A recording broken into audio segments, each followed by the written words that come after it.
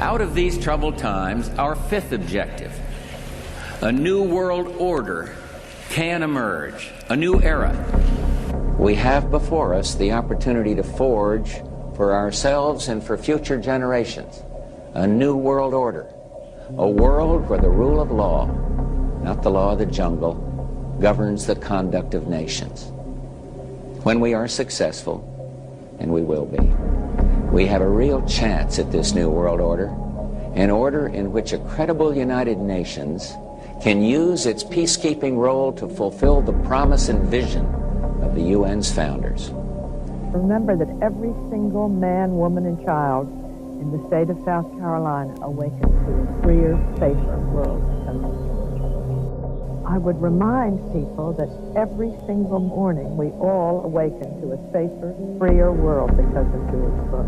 And Nicole, I would remind you and the people of Florence that all of us awaken every single day to a freer, safer world because of George Bush. They themselves awaken every single day to a freer, safer world because of George Bush. 2009 peut être l'année de naissance d'un nouveau capitalisme, d'un nouvel ordre mondial. Et j'en appelle à tous les gouvernements. Aucun d'entre nous n'en sortira en faisant sa propre politique dans son coin, isolé de ce que font les autres. Mais ça veut dire une vraie, j'ose dire le mot, gouvernement mondial. Et je peux vous dire une troisième chose. On ira ensemble vers ce nouvel ordre mondial. Et personne, je dis bien, personne ne pourra s'y opposer. Mais en fait, l'autre station idéale, c'est une ville qui soit en quelque sorte la capitale planétaire d'un univers. On peut imaginer un gouvernement mondial à Jérusalem, puisque c'est là où sera le point de rencontre de tout le monde.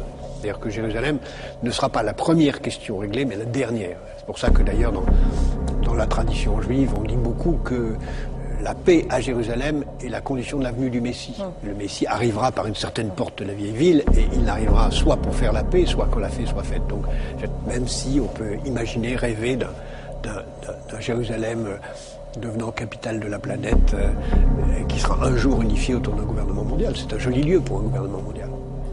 Un certain Jacques Attali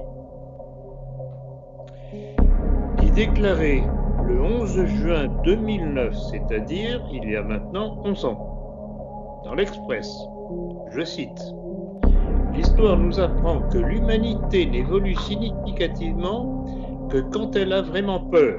La pandémie mondiale fera alors surgir la prise de conscience de la nécessité d'une police mondiale, d'un stockage mondial et donc d'une fiscalité mondiale. On en viendra alors beaucoup plus vite que ne l'aurait permis la seule raison économique à mettre en place les bases d'un véritable gouvernement mondial. » Je vais rappeler quand même, pour calmer les hystériques et ramener les statistiques qu'on nous balance tous les jours et qui sont relativement vraies d'ailleurs, mais pour qu'on les interprète intelligemment, que en France, nous comptons par an 600 000 décès. C'est-à-dire quoi qu'il arrive, tous les ans en France, il y a 600 000 personnes qui meurent. Ça peut être plus ou moins, mais voilà, on est l'ordre de 600 000. Et le problème d'ailleurs, c'est d'équilibrer ces décès par les naissances. On a un problème de déficit de naissance. Voilà. Je rappelle après qu'il meurt dans le cadre d'accidents domestiques en France, c'est-à-dire toutes sortes d'accidents, glisser dans sa salle de bain, tomber dans l'escalier. Il meurt 20 000 personnes en France par an d'accidents domestiques. Et il meurt par ailleurs de problèmes respiratoires, quoi qu'il arrive, grippe, pas grippe, pneumonie, pas pneumonie, 40 000 personnes par an. Donc après, vous ramenez à combien ça fait par jour, et puis vous verrez que les statistiques qu'on nous balance sur le coronavirus, d'un seul coup, sont assez faibles. Alors que, évidemment, si on vous dit hier 300 personnes sont mortes, on dit ça y est, c'est en gros la peste noire qui revient. Alors qu'en fait, ceux qui nous manipulent ont plutôt peur du retour de la peste brune. C'est, si je veux faire du jeu de mots. Voilà. A little bit of multiplication. So you've got a thing on the left, CO2, that you want to get to zero. And that's going to be based on the number of people, the services each person's using on average, the energy on average for each service, and the CO2 being put out per unit of energy. So let's look at each one of these and see how we can get this down to zero. Probably one of these numbers is going to have to get pretty near to zero. Now that's probably one of these numbers is going to have to get pretty near to zero. Now that's back from high school algebra, but let's take a look. But in fact, we can build a really good response system. We have the benefits of all the science and technology that we talk about here. We've got cell phones to get information from the public and get information out to them. We have satellite maps where we can see where people are and where they're moving. We have advances in biology that should dramatically change the turnaround time to look at a pathogen and be able to make drugs and vaccines that fit for that pathogen. So we can have tools, but those tools need to be put into an overall global health system, and we need preparedness. C'est-à-dire que quand on comprend ce que c'est que le nouvel ordre mondial, c'est en fait ce qu'on peut appeler Satan, c'est-à-dire qu'il y a tout. Il y a le viol, la pédophilie, la torture, la manipulation mentale, le trafic de drogue, l'argent sale, je veux dire, c'est... Mais on est dans un James Bond. C'est ouais, mais c'est au-delà, c'est au-delà. Oui, c'est au-delà. Non, mais James Bond, c'est du propre. D'être au courant.